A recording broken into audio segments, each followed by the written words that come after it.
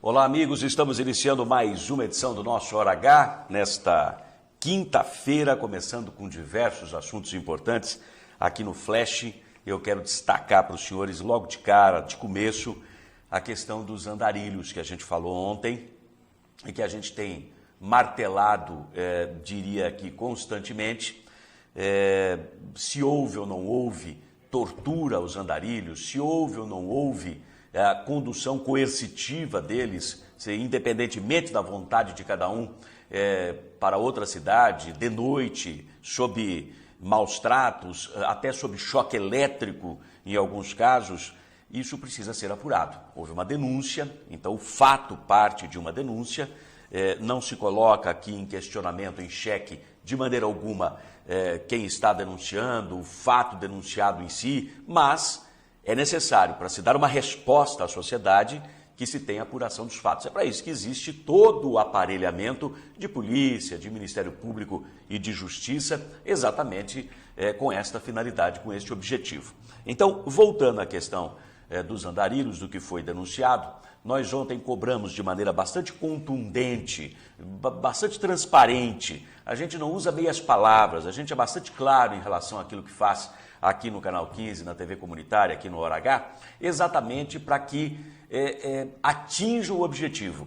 Ah, mas você pode de uma outra maneira alcançar o objetivo. Tem gente que só entende quando você é contundente, quando você é realmente cortante, quando você age de maneira bastante clara, bastante aberta. E é o que a gente procura fazer aqui no jornalismo do Hora H. E funcionou. Nós ontem fizemos aqui uma cobrança pública, obviamente, nosso programa, embora através da NET, que é TV a cabo, mas alcança a cidade toda, todos os cantos de Marília, com graças a Deus, uma audiência muito forte, muito grande, muito acentuada. E o que isso resultou? Imediatamente após nós encerrarmos o programa, eu recebi um telefonema do delegado seccional de polícia aqui de Marília, Dr. Luiz Fernando Quinteiro de Souza, me dizendo que havia tomado conhecimento da cobrança que tínhamos feito. Nós havíamos dito que tínhamos a informação de que o caso tinha sido distribuído para o 5º Distrito Policial, lá com o doutor Pedro Serem, lá no Maria Isabel, mas de fato não foi para o 5º DP, acabou indo para o 3º Distrito Policial, que é no centro, que é a área, segundo o Dr. Quinteiro, que está responsável pela investigação do que acontece naquela área, naquele ponto da cidade, onde os fatos teriam acontecido. Então, esclarecida essa questão, o Dr. Quinteiro até pediu um tempo ao telefone, falou: Ailton, aguarde, vou fazer todo um levantamento, todas as informações deste caso, e lhe retorno o telefonema. E no final da tarde, de fato, retornou, e neste outro telefonema, no final da tarde, foi esclarecedor, dizendo quando é que a polícia recebeu o caso e as providências tomadas a partir de então. E, na verdade, o que houve, gente, é que demorou para chegar nas mãos da polícia. Os fatos ocorreram no dia 29, repito, dia 29 de abril, quase 70 dias depois, somente agora o inquérito está instaurado.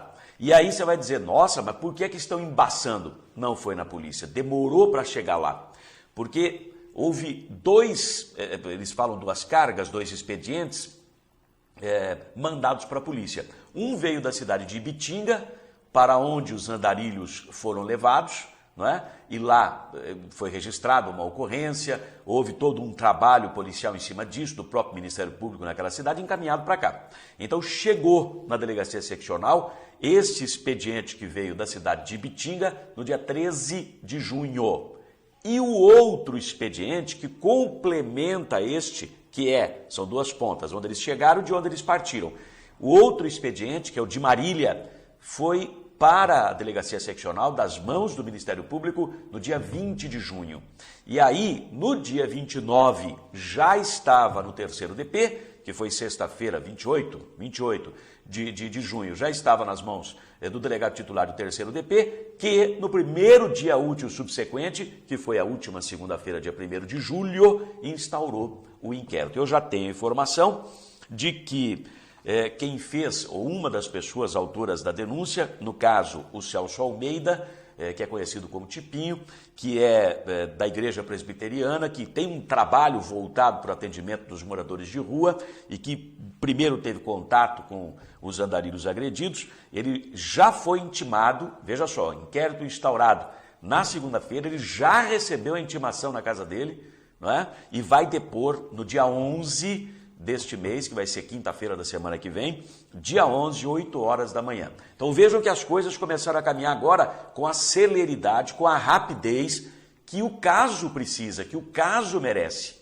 Venhamos e convenhamos, nós estamos lidando com seres humanos, com vidas humanas. Nós não podemos prevaricar, nem tampouco fazer vistas grossas, dar de ombros para essa situação, ok? Então a cobrança bastante contundente que a gente fez aqui, ela se resultou eficiente, ela se resultou positiva, porque as coisas, não estou dizendo que só andaram porque a gente bateu aqui, não, mas porque a gente não abandonou o caso, porque a gente ficou cobrando, porque a gente pegou no pé do Ministério Público, a gente pegou no pé das autoridades constituídas que têm o dever de apurar o que aconteceu e dar uma resposta para a sociedade. E aí as coisas começaram a caminhar, porque houve um esquecimento desse caso. Não sei se é uma operação abafa por parte de quem seja lá interessado na história, mas houve, isso é verdade, um esquecimento. Caiu no vácuo.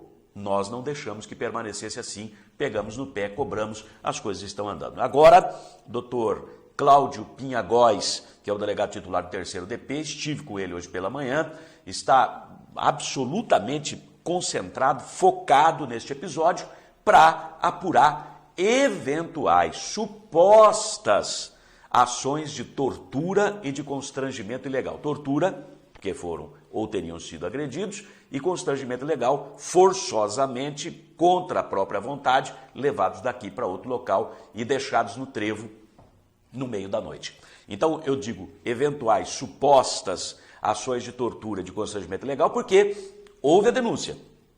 Ninguém está contestando quem denunciou, a qualidade de quem denunciou, a qualidade da denúncia, nada disso. Mas os fatos têm que ser apurados. Uma vez apurados, você vai dizer se aquilo está de fato comprovado ou não. Então, por isso que eu digo, coloco na condicional suposta questão, o boletim de ocorrência é de apuração de suposta tortura e constrangimento ilegal. Então, andou o negócio, isso é o mais importante. Eu tenho imagens para apresentar para os senhores do novo endereço do plantão permanente da Polícia Civil, como nós já havíamos antecipado na semana passada, numa entrevista com o próprio delegado seccional Quinteiro de Souza. Está aí o novo endereço do plantão permanente da polícia, que não funciona mais na Avenida Santo Antônio, e agora sim na Amazonas 147. Veja aí, inclusive o telefone, ó. Esse é o plantão permanente na Amazonas, o segundo quarteirão da Amazonas, para baixo da Ipiranga ali, né? A Amazonas começa ali.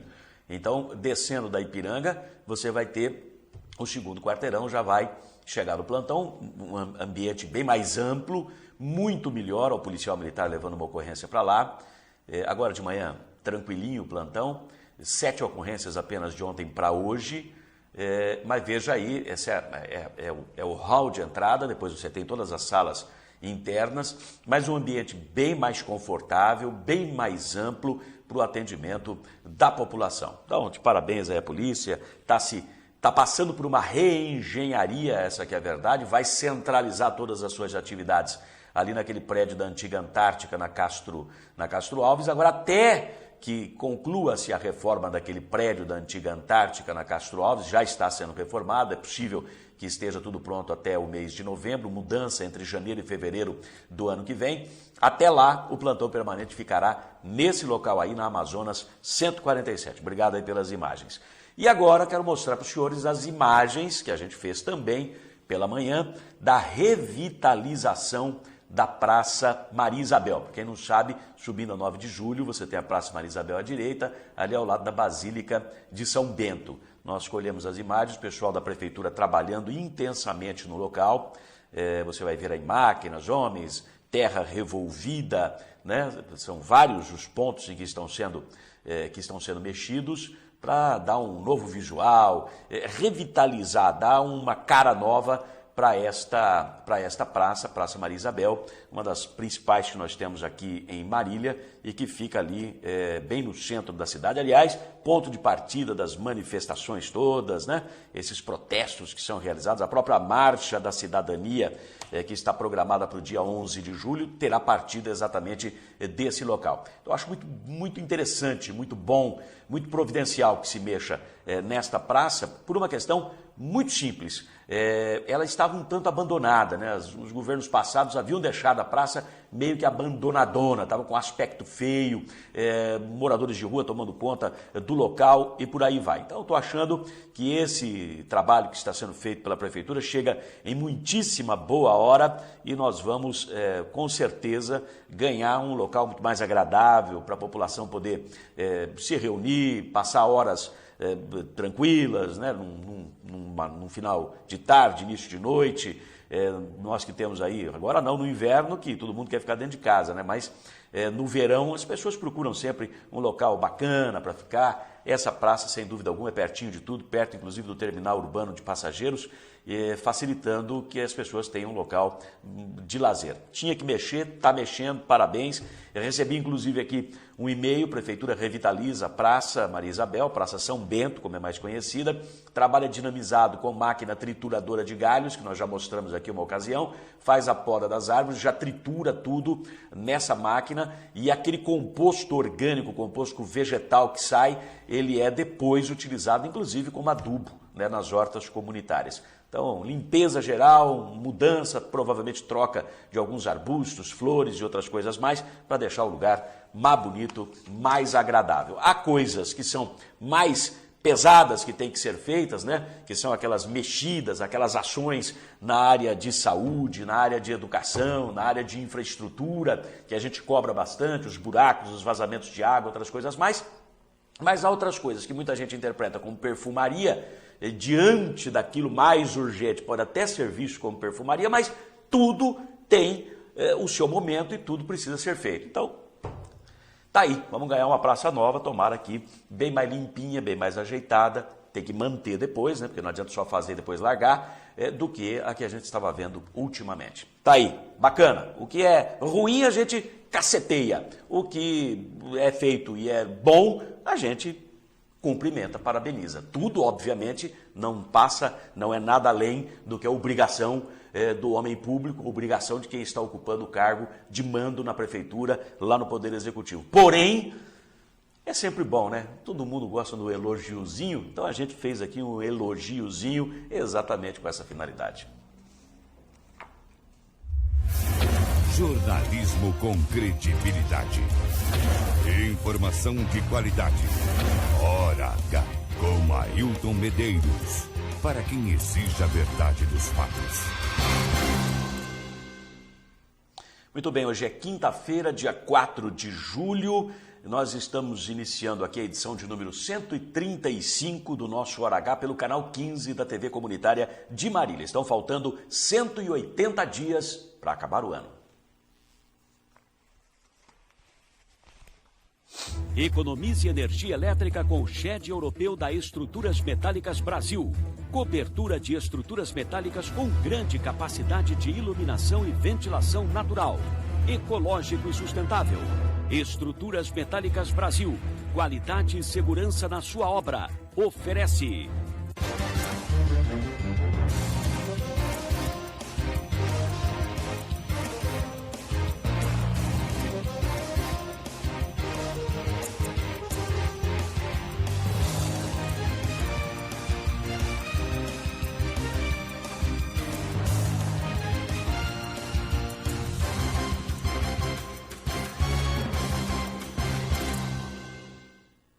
Veja agora os destaques principais desta edição do Hora H.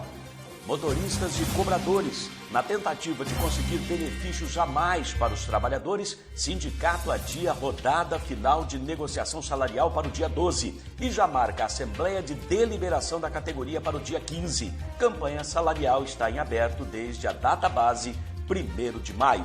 Andarilhos. Somente agora, quase 70 dias depois, é instaurado inquérito para apurar tortura denunciada em 29 de abril. Demora ocorreu no encaminhamento do caso para a polícia pelo Ministério Público. O delegado tem 30 dias para concluir investigações.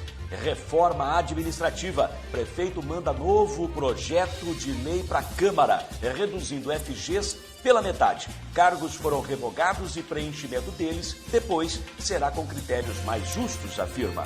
A votação deve ocorrer semana que vem na Câmara. Sorteio de casas. Endurbe responde ao Conselho de Habitação. Diz que pedidos feitos em ofício já foram atendidos e só não divulga nomes dos beneficiados indicados pela Defesa Civil para não discriminá-los. Sorteio ocorrerá no domingo no Campo do MAC.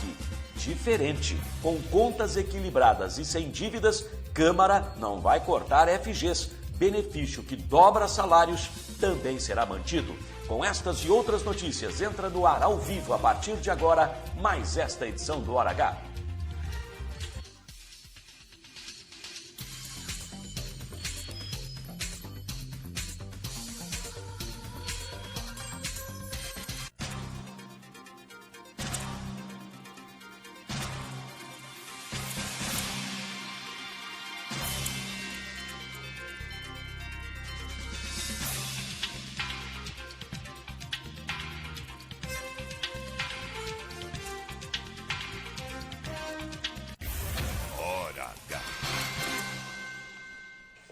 Muito bem, estamos de volta e vamos ao primeiro bloco de notícias do nosso Hora H. Eu quero começar falando sobre essa questão aqui dos andarilhos, até porque nós martelamos bastante este assunto ao longo da semana, especialmente na edição de ontem do nosso programa, do nosso Hora H.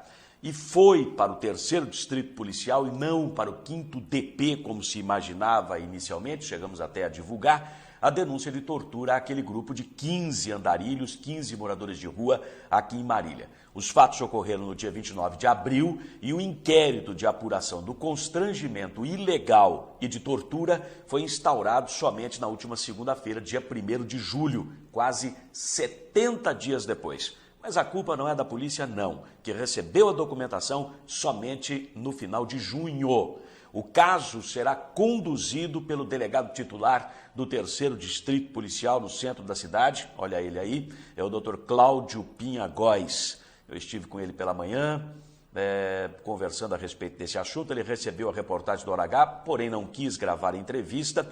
Caso de denúncia de tortura, de constrangimento ilegal dos andarilhos, foi denunciado ao Ministério Público no dia 29 de abril pelo responsável do projeto Belém, da Igreja Presbiteriana, o Celso Almeida, o Tipinho. Foi inicialmente com o promotor do GAECO, Oriel Queiroz, que depois encaminhou ao promotor Isauro Pigosi Filho, dos Direitos Humanos lá do Ministério Público. E o doutor Isauro, por sua vez, tomou as primeiras providências, teria ouvido os denunciantes e remeteu o caso depois para a investigação policial. A primeira remessa recebida pela Delegacia Seccional de Marília, como eu já disse no flash, no começo do programa, chegou no dia 13 de junho, procedente da cidade de Bitinga, para onde os andarilhos teriam sido levados no dia 29 de abril, contra a própria vontade. A segunda remessa veio do Ministério Público de Marília no dia 20 de junho. Ontem, no final da tarde, o delegado seccional Luiz Fernando Quinteiro de Souza fez contato telefônico com o Hora H para esclarecer toda essa situação. A distribuição do caso foi feita, repito, para o 3º DP, não para o 5º DP, como nós informamos, e chegou às mãos do delegado Cláudio Pinha Góes no dia 28, que foi a sexta-feira da semana passada. O inquérito foi instaurado 3 dias depois, no primeiro dia útil subsequente, ou seja, a coisa está andando agora com bastante rapidez, com bastante celeridade. Hoje, pela manhã, o doutor Cláudio, que é este que está aí, o delegado do 3º DP, disse que tentará ouvir o suposto suspeito das agressões, tem um nome que consta da acusação, suposta agressão aos andarilhos, e também vai tentar ouvir as vítimas. Se não tem vítima, não tem, o problema deixa de existir, né? Então ele intimará os denunciantes para colher os depoimentos deles. Uma das primeiras pessoas que denunciaram já está intimada, vai depor no dia 11 deste mês, quinta-feira da semana que vem.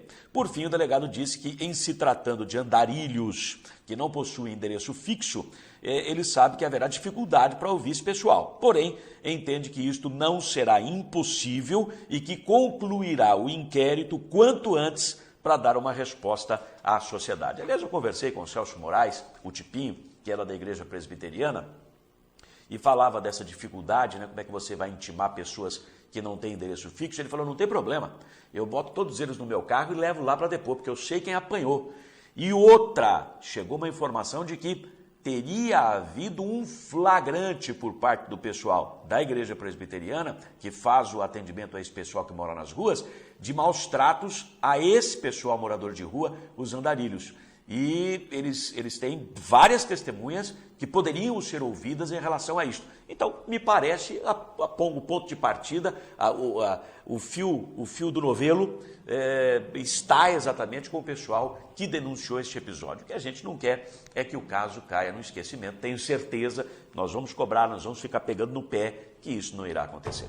Vamos a um breve intervalo, voltamos daqui a pouquinho com mais notícias para você aqui no Hora H, show de jornalismo e prestação de serviço em Marília.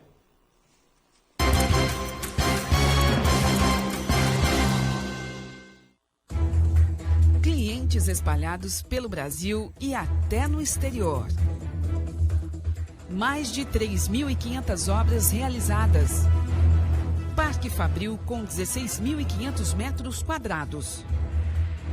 Desenvolvimento de projetos, fabricação e montagem de estruturas metálicas industriais, comerciais e residenciais de médio e grande porte. Constante evolução tecnológica é o seu maior diferencial, propiciando mais qualidade, durabilidade, beleza e agilidade nas obras.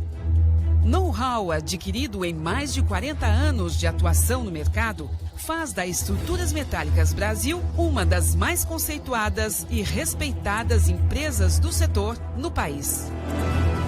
Estruturas Metálicas Brasil. Qualidade e segurança. Delícias que dão água na boca. Cortes especiais de carnes assadas na brasa. Garantia de maciez e sabor incomparáveis. Frango desossado e crocante como você nunca viu. Costelão, joelho de porco e costelinha assados lentamente. Sem falar dos espetinhos e do torresminho mais sequinho e crocante de Marília.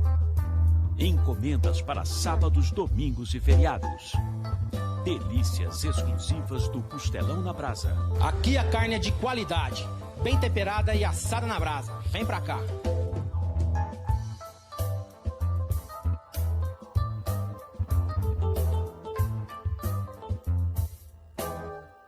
Sindicato dos Trabalhadores em Transportes Rodoviários e Urbanos de Marília e Região. Sede própria desde setembro de 1992. Defesa permanente dos direitos e reivindicações da categoria. Assistência odontológica especializada à disposição do trabalhador. Atendimento à categoria nas cidades de Marília, Veracruz, Galha, Oriente, Pompeia, Paulópolis, Quintana, Herculândia, Tupã, Bastos e Iacrim. Sindicato dos Trabalhadores em Transportes Rodoviários e Urbanos de Marília e Região. A serviço do trabalhador há 25 anos. Rua Marcos Bortion, 815, Santa Antonieta.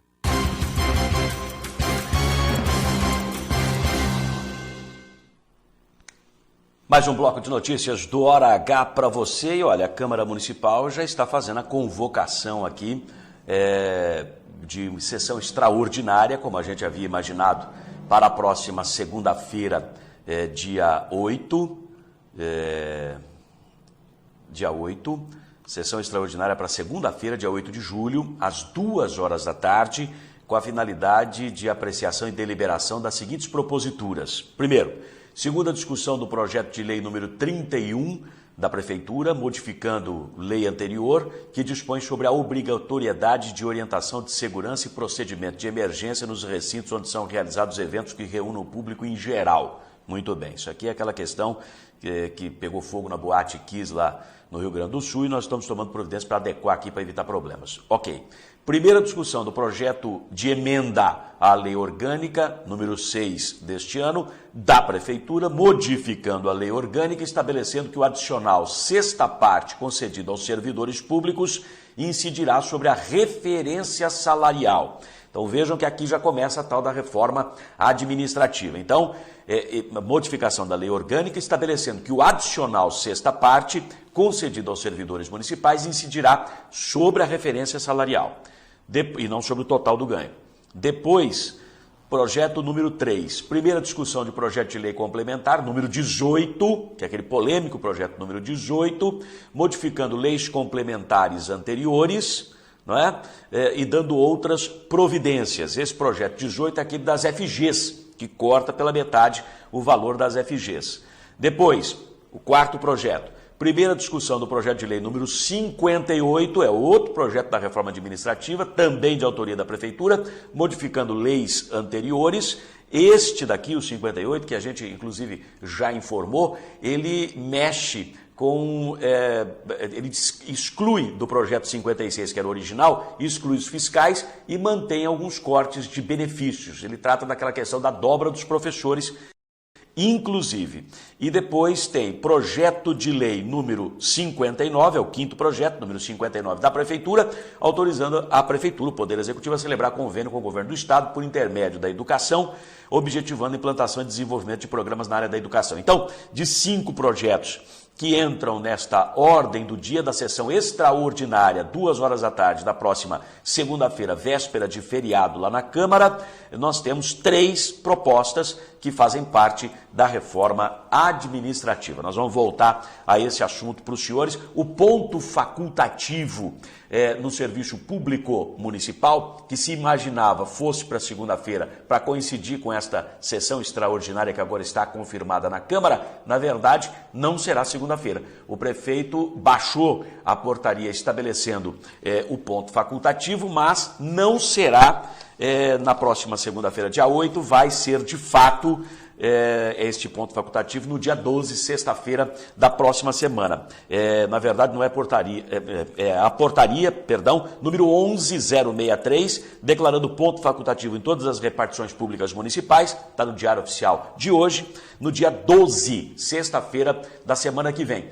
O que acontece? Pelo menos, em princípio, ao invés dos servidores folgarem e a Prefeitura e as repartições municipais ficarem fechadas no sábado, no domingo, na segunda, por causa do ponto facultativo, e na terça, que é dia 9 de julho, feriado estadual, Revolução Constitucionalista, 4 dias, então, tudo fechado, tudo parado, o prefeito, transferindo o ponto facultativo da segunda para a sexta-feira, faz com que, na sexta-feira, o pessoal tenha folga, portanto, e as repartições públicas fiquem fechadas sexta, sábado e domingo. Então, ganha um dia nessa história. Lembrando que dia 11 é dia de São Bento, que é o padroeiro do município. Mas houve aquela troca com a data de 8 de dezembro, então não é feriado, ok?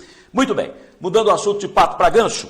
De novo, não aconteceram as rodadas de negociação da campanha salarial dos motoristas e cobradores das empresas de transporte urbano previstas para ontem, quarta-feira. Elas acabaram sendo transferidas. Uma acontecerá no dia 12 e a outra somente no dia 16, um dia após a Assembleia de Deliberação já convocada com os trabalhadores. A justificativa do sindicato é de que está tentando arrancar das 3 empresas de ônibus benefícios a mais para a categoria que o sindicato representa, como, por exemplo, um ticket maior e até um plano de saúde. O presidente do sindicato, Moacir Baltzeira, diz que o objetivo é alcançar um aumento real de 15%, elevação do valor do ticket, como eu falei, cesta básica até incorporando o ticket para aumentar o valor, e plano de saúde com atendimento básico. Veja o que ele diz. Como a gente tem um plano de saúde para ser implantado nesse acordo coletivo que está acontecendo agora nesse mês de maio, que já está meio atrasado, mas a gente já está tentando negociar isso já faz dias, ficou adiado essa reunião para o dia 12, no qual os empresários vão trazer o acordo concreto para oferecer para o trabalhador das empresas que rodam em Marília hoje. Quer dizer, não apenas o aumento real que vocês pedem nos salários de 15%, mas também essa questão relativa a plano de saúde. Sim, a gente está tentando implantar esse plano de saúde, também não é só o salário que a gente está negociando, estamos negociando o ticket de alimentação também, que é de hoje, ele está 128 com 7% do governo em cima, e a gente está pedindo que ele seja dobrado para 250. Também tentando fazer que o empresário implante R$100 em cima desse ticket no lugar da cesta básica. Muito bem. Agora, as novas reuniões com representantes das empresas de ônibus que estão operando atualmente na cidade, a Grande Marília e a Aviação Sorriso, ocorrerão no dia 12. Com a circular, será no dia 16. Até lá, os trabalhadores já terão decidido se aceitam ou não a proposta que virá dos patrões. Então vejam, dia 12, a reunião com as duas empresas que operam atualmente, dia 15, o dia todo, a Assembleia dos Trabalhadores para dizer se concordam com a proposta apresentada pelos patrões, e no dia seguinte, aí tem a reunião com a circular, que não tem outra saída senão acatar o que os trabalhadores deliberarem. Veja. O sindicato está confiante que eles venham com a proposta para o trabalhador, porque o trabalhador dessas empresas de ônibus já não aguenta mais. Além de estar atrasado seus aumentos salariais, eles estão descontentes com o que está ganhando. Se eles não trazer a proposta que é feita pelo trabalhador e também pelo sindicato, eu acredito que a gente vai entrar em estado de greve. Muito bem, quando o senhor se refere às empresas, o senhor está falando de quais? Porque, afinal de contas, nós temos 3 aqui na cidade hoje. Hoje nós estamos falando nas 3 empresas, porque as 2 que estão operando e uma que está com seus trabalhadores parados também está mantendo todos os salários dos trabalhadores que estão na base delas. Agora, dia 12, a reunião vai ser com quem? Hoje, no dia 12, a gente vai ter a reunião com a Sorriso e com a Grande Marília, e no dia 16 com a empresa circular. No dia 15, a gente vai abrir uma assembleia para todos os trabalhadores aqui no sindicato, das 8 às 17 horas, para ouvir o trabalhador sobre as propostas das 2 empresas que virão no dia 12. Então, se a circular marcou para o dia 16, aquilo que o trabalhador decidir no dia 15, ela vai ter que acatar. Com certeza, o que for decidido com as 2 empresas, que é a Grande Marília e a Sorriso, decidirem no dia 12 e o trabalhador aceitar ou não aceitar no dia 15, na Assembleia, será repassado de forma igual para a empresa circular também. Bom, agora ou vai ou racha, né? Agora tem que desatar esse nó, porque a Assembleia já está convocada. Inclusive, eu tenho aqui um documento do próprio sindicato, que é uma circular distribuída pelo sindicato, um comunicado, que está colocado no terminal urbano, está colocado na própria base do sindicato e em todos os pontos onde os trabalhadores se reúnem, exatamente explicando todos esses procedimentos, por que é que não teve um acordo e bateu-se o martelo no dia 3, que foi ontem, na reunião com as empresas, e que eles tentam incluir na negociação a cesta saúde, com exames médicos e consultas com valores acessíveis ao trabalhador, melhorar o valor do ticket, aumento real nos salários, aguardam uma proposta em definitivo para o dia 12 das novas empresas, aí a Assembleia dos Trabalhadores. E o que eles deliberarem vai para as novas empresas, também vai para a empresa circular. Então agora, como se diz popularmente, ou vai ou racha.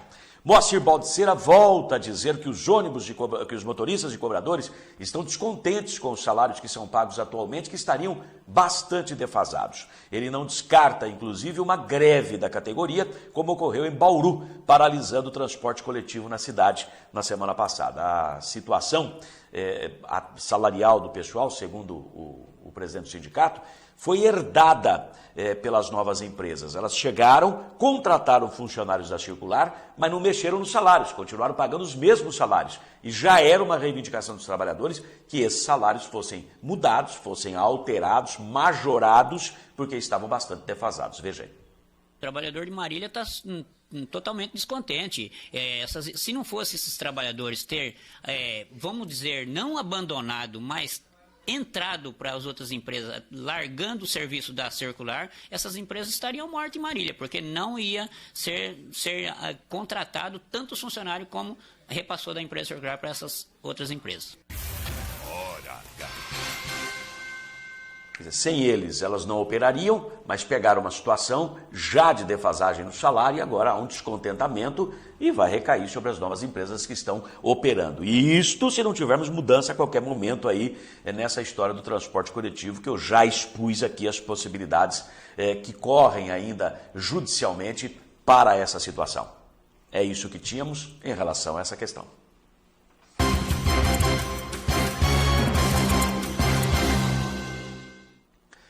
Vou falar da reforma administrativa. O prefeito Vinícius Camarinha mandou um novo projeto para a Câmara Municipal que diz respeito à questão das FGs.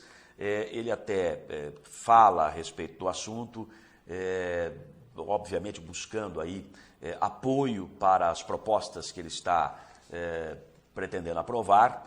Está confirmada aquela manobra que nós antecipamos aqui para a Prefeitura aprovar os projetos da reforma administrativa sem colocar os vereadores aliados em posição de confronto com os servidores municipais atingidos por cortes de benefícios e redução de ganhos. Depois de revogar todas as funções gratificadas das FGs da Prefeitura, DAEM, Codemar e PREM, o novo projeto de lei foi mandado para a Câmara para ser votado em sessão extraordinária que já está convocada para segunda-feira que vem, dia 8. Com os cargos vagos, não há por que os vereadores ficarem constrangidos, né? Eles que diziam que não concordavam com o teor de parte dos projetos, agora não tem por que eles ficarem constrangidos, até porque os cargos estão todos vagos, né? Teoricamente não afeta ninguém. Depois baixa o valor de todo mundo e volta todo mundo para as funções, segundo o prefeito, com novos critérios. O Vinícius Camarinha, que aparece aí no vídeo, garante que o projeto foi amplamente discutido para evitar injustiças. Se aprovado, vai vigorar com data retroativa 1º de julho. A proposta corta as FGs de chefia, fixa novas regras para férias, de acordo com a CLT, e novo modelo para incorporação de benefícios aos salários dos servidores. O prefeito garante que em nenhum caso mexerá com direitos adquiridos pelos servidores. O projeto reduz pela metade a gratificação de 350 funções de chefia, a maioria criada na gestão passada. Segundo o prefeito Vinícius, essas medidas, somadas a outras já adotadas de economia na administração, vão permitir enquadrar a prefeitura na lei de responsabilidade fiscal, evitar atraso nos salários agora no segundo semestre. A previsão é que a partir de setembro os salários sejam picados, porque não vai ter dinheiro para pagar integralmente.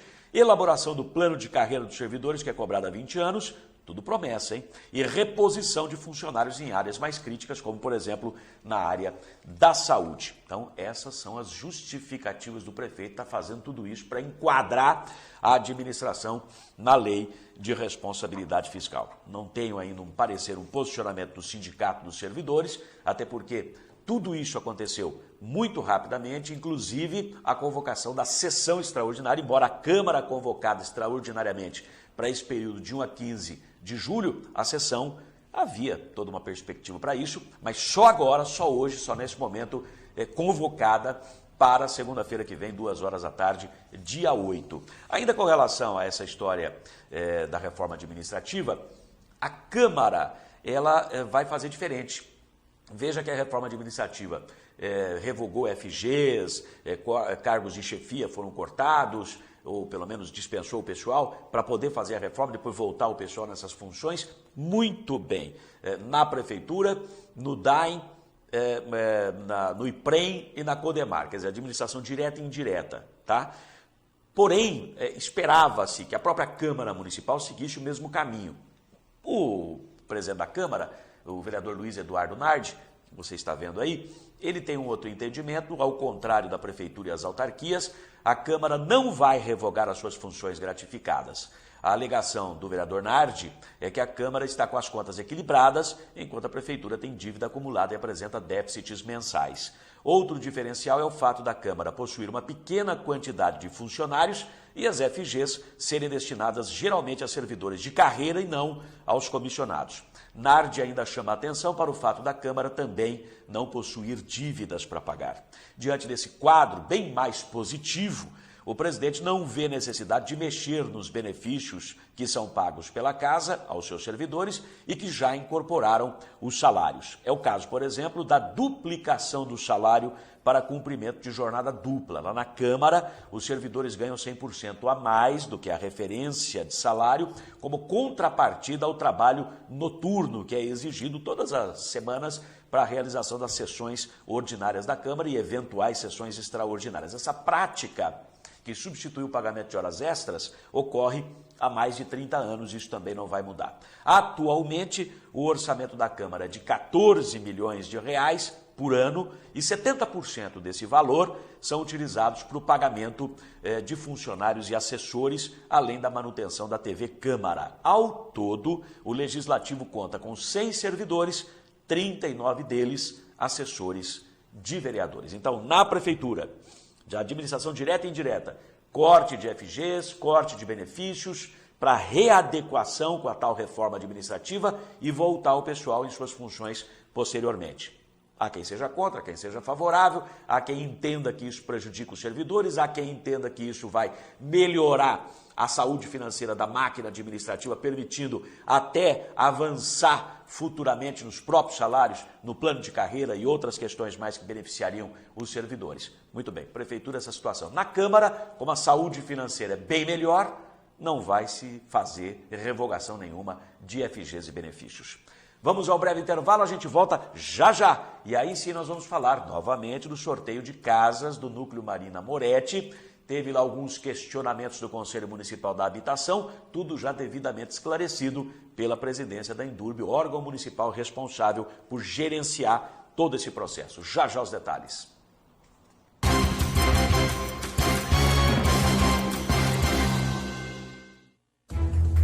Clientes espalhados pelo Brasil e até no exterior. Mais de 3.500 obras realizadas. Parque Fabril com 16.500 metros quadrados. Desenvolvimento de projetos, fabricação e montagem de estruturas metálicas industriais, comerciais e residenciais de médio e grande porte. Constante evolução tecnológica é o seu maior diferencial, propiciando mais qualidade, durabilidade, beleza e agilidade nas obras.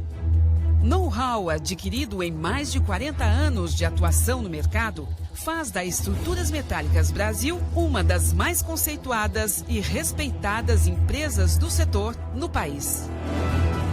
Estruturas Metálicas Brasil, qualidade e segurança. Delícias que dão água na boca. Cortes especiais de carnes assadas na brasa. Garantia de maciez e sabor incomparáveis. Frango desossado e crocante como você nunca viu. Costelão, joelho de porco e costelinha assados lentamente. Sem falar dos espetinhos e do torresminho mais sequinho e crocante de Marília. Encomendas para sábados, domingos e feriados. Delícias exclusivas do Costelão na Brasa. Aqui a carne é de qualidade, bem temperada e assada na brasa. Vem pra cá.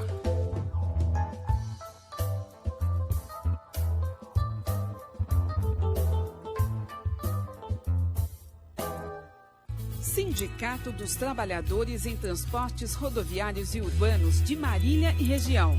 Sede própria desde setembro de 1992. Defesa permanente dos direitos e reivindicações da categoria. Assistência odontológica especializada à disposição do trabalhador. Atendimento à categoria nas cidades de Marília, Veracruz, Gália, Oriente, Pompeia, Paulópolis, Quintana, Herculândia, Tupã, Bastos e Iacrim. Sindicato dos Trabalhadores em Transportes Rodoviários e Urbanos de Marília e Região. A serviço do trabalhador há 25 anos. Rua Marcos Bordion, 815, Santa Antonieta.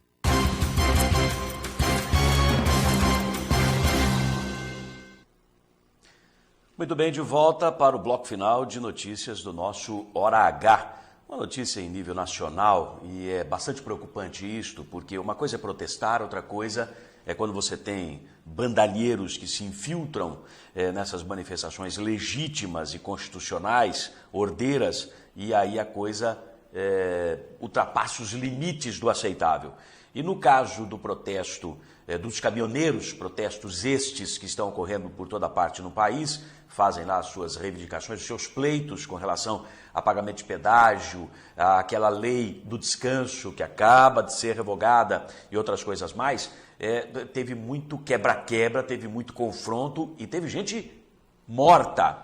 Os protestos de caminhoneiros que interditam rodovias do país desde a última segunda-feira deixaram, entre a noite de ontem e a manhã de hoje, a noite de ontem, dia 3, e a manhã de hoje, dia 4, pelo menos 5 pessoas mortas na Bahia e no Rio Grande do Sul, nesses dois estados. Por volta das 8 horas da noite de ontem, o caminhoneiro Renato Cranlol, de 44 anos, morreu após ser atingido por uma pedrada no pescoço. Foi na BR-116. Ele queria furar o bloqueio, a polícia estava dando proteção para que ele passasse, e aí entre os manifestantes alguém arremessou uma pedra, a pedra quebrou o para-brisas do caminhão, atingiu no pescoço o caminhoneiro Renato Cranlol e ele morreu na hora. Olha que coisa impressionante, isso foi próximo de Porto Alegre, lá no Rio Grande do Sul, uma região, uma cidade chamada Camaquã, fica a 129 quilômetros de Porto Alegre. Segundo a Polícia Rodoviária Federal, o caminhoneiro seguia de Pelotas para a capital Porto Alegre quando foi obrigado a parar em um posto de combustíveis, foi agredido com um soco no rosto por um manifestante. Quer dizer, você começa a fugir completamente dos limites aceitáveis para uma manifestação, um protesto, né? E aí, enfim, ele tentou, depois com o apoio da polícia, passar pelo bloqueio e foi atingido por essa pedrada que acertou o pescoço dele, feriu gravemente a ponto dele perder a vida ali mesmo no local, dentro do caminhão. Muito bem, na BR-116, em Cândido Sales, que fica a quase 600 quilômetros de Salvador, interior da Bahia, um acidente entre uma van e uma carreta parada na pista provocou a morte de 4 pessoas às 5h30 da madrugada de hoje, dia 4. Então houve um bloqueio de estrada, veículos parados nesse bloqueio, veio uma van, não deu para parar, não viu que a estrada estava bloqueada, bateu, incendiou, foi uma loucura. Então 5 pessoas mortas ao todo entre Bahia e Rio Grande do Sul nesses protestos dos caminhoneiros, que por aqui, graças a Deus, ainda não chegaram. Eu digo graças a Deus por causa desses abusos, né, desses excessos que a gente está assistindo. Mudando o assunto de Pato para Ganso, mas ainda falando a respeito dos caminhoneiros, nós vamos ter agora, no dia 25, eu até colhi as informações junto com o presidente do Sindicato dos Motoristas, o senhor Moacir Baldiceira, nós vamos ter no próximo dia 25 o dia do caminhoneiro, o dia do motorista. O dia do motorista. E o que vai acontecer? Como já vai se tornando de costume, de hábito, nós vamos ter uma festa para os motoristas, né?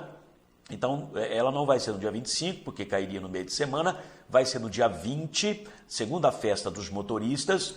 A primeira foi feita na frente do sindicato, na rua Marcos Bortion, lá no Santa Antonieta, Zona Norte, mas o pessoal do sindicato avaliou que lá é muito distante, quem de repente vai depender de carona ou do ônibus para chegar lá é mais complicado, então resolveram mudar o local. A segunda festa dos motoristas vai ser realizada dia 20, o dia 25 é o dia do motorista, mas como cai no meio de semana, vai ser antecipado para o dia 20, vai ter procissão, né, carreata, como queiram, bênção dos veículos depois na frente da igreja São Miguel, então atravessa o centro da cidade, vai em direção a São Miguel, lá tem a bênção dos veículos, que já é tradicional, e depois festa para os motoristas e show. Vai ter muita dupla se apresentando aqui de Marília, da região, e até uma dupla de fora, muito provavelmente de São Paulo, dupla famosa, mas o nome ainda não foi revelado, estão tentando acertar os detalhes. E ali, sorteio de prêmios, bicicleta, fogão, geladeira e outras coisas mais, para quem comparecer à festa e for, obviamente, sindicalizado ao Sindicato dos Motoristas. Então, parabéns a toda a categoria. Mudando o assunto de Pato para Ganso mais uma vez, vamos falar, não de sorteio de prêmios agora, mas de casa, que é muito mais importante que prêmio, né? As dúvidas e questionamentos do presidente do Conselho Municipal da Habitação foram esclarecidas pela Indurb, que é o órgão municipal responsável pelo gerenciamento da distribuição das 494 casas do núcleo Marina Moretti, na Zona Norte. O sorteio ocorrerá no domingo que vem, dia 7, a partir das 10 horas da manhã, no campo do MAC. Isso tudo nós já havíamos divulgado. Primeiro, O Darcy Bueno da Silva, presidente do Conselho da Habitação, diz que mandou um ofício para a Indurb, se colocando à disposição, e todos os conselheiros do Conselho da Habitação e Política Urbana, para emitir um parecer sobre os critérios fixados para a distribuição das casas, mas ele não obteve sequer resposta da Indurb. Veja novamente, porque eu fui na Indurb para checar essa situação. Veja aí.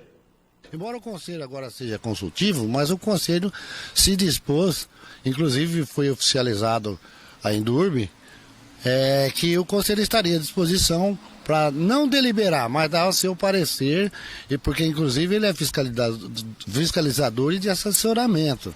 Então daria o seu parecer nesse edital, o que não foi procurado até agora. O Conselho se colocou à disposição para se reunir extraordinariamente para analisar o edital, mas isso não foi feito. Bom, como aqui a gente sempre houve os dois lados envolvidos na questão, ou mais de dois lados envolvidos, a gente foi lá na Indurb para conversar com o presidente Kleber Pinha Alonso. Ele confirmou de fato que recebeu um ofício, até os funcionários lá correram para levar o ofício a ele, ofício mandado à Indurb no dia 14 de junho, assinado pelo presidente do Conselho da Habitação e Política Urbana, Darcy Bueno da Silva, que nós colocamos aí para os senhores acompanharem a fala dele. Ele disse o seguinte: olha, eu não sou aqui formalista. Procurei, ao invés de responder o ofício dele, dizendo que sim, eu quero um parecer, pode fazer. Na verdade, chamou lá o Darcy, chamou o pessoal do Conselho, botou para acompanhar todas as reuniões discutindo a distribuição das casas e que todos os pleitos, todas as reivindicações feitas naquele ofício foram prontamente atendidas, discutidas e deliberadas com a participação do Conselho. Veja o que diz o Dr. Kleber. Está sempre com as portas abertas, procurando atender as pessoas e as demandas que são apresentadas para a Indurb. E nesse caso, o próprio presidente do Conselho, por diversas vezes, participou de encontros e reuniões aqui dentro da Indurb, onde esses mesmos assuntos foram tratados. Então, eu entendo que não há a necessidade desse rigor formal, né? De nós formalizarmos isso, e as respostas que constam da necessidade desse ofício foram atendidas pela Indurb. Então, há sim uma participação efetiva do Conselho nessas reuniões, a participação deles no envolvimento de todo esse processo, né, de sorteio e posterior entrega das casas populares. Então, realmente eu não vejo razão aí para que esse pleito seja levado adiante. Eu não vejo mais sentido para isso. Quer dizer, não houve uma resposta formal para o ofício, porém todos os pleitos, todas as reivindicações que constam dele já foram atendidas. Exatamente. Ainda que não seja de caráter formal, isso tudo foi atendido, né? Então nós procuramos ouvir as pessoas, ouvir as lideranças e tomar atitude. E é o que nós fizemos. A alteração do decreto municipal que regulamenta os critérios para o sorteio das casas. Houve participação, nós sentamos e conversamos a respeito disso. Porquê das alterações, inclusive por sugestões do próprio presidente do Conselho, né, o Darcy. Então eu não vejo o porquê dessa polêmica, né, vamos dizer assim. Nada está sendo feito deixando o Conselho de lado. Não, em hipótese alguma. Primeiro porque existe aí a legislação que estabelece os limites e os critérios que devem ser feitos desde a inscrição dos candidatos aí às casas até a sua finalização. Então nós simplesmente seguimos esse roteiro, né? Então não há porquê realmente falar assim, não, o Conselho ficou de fora. Não, imagina, em momento algum. Vejam que há um questionamento de um lado, um posicionamento de outro lado, ok? Darcy Bueno da Silva também expôs ao Hora H uma preocupação que ele tem com a não divulgação da lista de 90 nomes contemplados com casas nesse novo núcleo habitacional, que é feito, esse núcleo, com dinheiro federal, dinheiro que vem do programa Minha Casa Minha Vida, financiado pela Caixa Econômica Federal, que tem a participação, óbvio, do governo federal.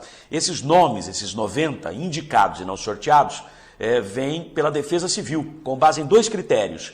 Critérios socioeconômicos, quer dizer, um pessoal com menor poder aquisitivo, com dificuldades para poder pagar até R$ 25,00 por mês da parcela de uma casinha, ou o fato de estarem desabrigados por diversas razões. Veja o questionamento do Darcy. fala que as pessoas vão ser indicadas, por exemplo, pela Defesa Civil. Então, o que o Conselho, numa reunião, colocou? Que para ficar mais transparente para a população, que essa seleção desses indicados fossem divulgados, pelo menos no site da Prefeitura e da Indurb. Mas acharam que isso aí seria diminuir a imagem das pessoas. Então, diminuir a imagem das pessoas ou criar uma discriminação a essas pessoas. Ah, esse aí não tinha a mínima condição. Ah, esse aí é isso, aquilo. Ah, esse estava desabrigado, morando de favor em algum lugar. Para não criar essa discriminação, esse veio não sei de onde. É que essa lista não teria sido divulgada. Um cuidado que o pessoal tem tomado, seguindo orientação, inclusive, da própria Caixa Econômica Federal, pelas experiências anteriores com o sorteio e a ocupação de casas do programa Minha Casa Minha Vida. Mas, não sou eu que vou dizer isso, quem vai explicar o porquê disso é o Dr. Kleber Pinha Alonso, presidente da Indurb. Em primeiro lugar, nós trabalhamos estritamente dentro da legalidade. Então, não há, em primeiro lugar, a previsão legal que obrigue essa divulgação. Esse é o primeiro aspecto. Então, esse é um aspecto de cumprimento estrito da lei. Segundo, isso foi colocado até por sugestão da própria Caixa Econômica, o contato com as lideranças das regiões que serão atendidas, de não haver a divulgação dos nomes para evitar um possível ato discriminatório, né? E saber que aquelas pessoas estão vindo de uma região menos favorecida, enfim, permitindo uma inclusão social melhor. Nós estamos oferecendo uma qualidade de vida a mais para essas pessoas e elas vão deixar essa marca lá para trás, no passado. Elas não vão carregar isso o resto da vida. Não, eu vim de uma favela, isso acabou. São pessoas em condições socioeconômicas menores, são pessoas menos favorecidas do que as demais. Exatamente. E isso pode gerar um ato de discriminação. E é isso que nós não queremos. E as próprias lideranças concordam com isso, concordaram com isso. Na reunião feita, inclusive com a participação do presidente do Conselho da Habitação, onde as pessoas concordaram, os líderes dessas regiões entenderam que realmente é justo, é importante, como mais uma etapa de permitir a essas pessoas uma qualidade de vida melhor e deixando essa marca, né, de socioeconômica menos favorecida lá para trás. Muito bem, aí está, portanto, questionamento de um lado, resposta de outro, como a gente sempre faz, essa marca do jornalismo nós praticamos aqui no Hora H.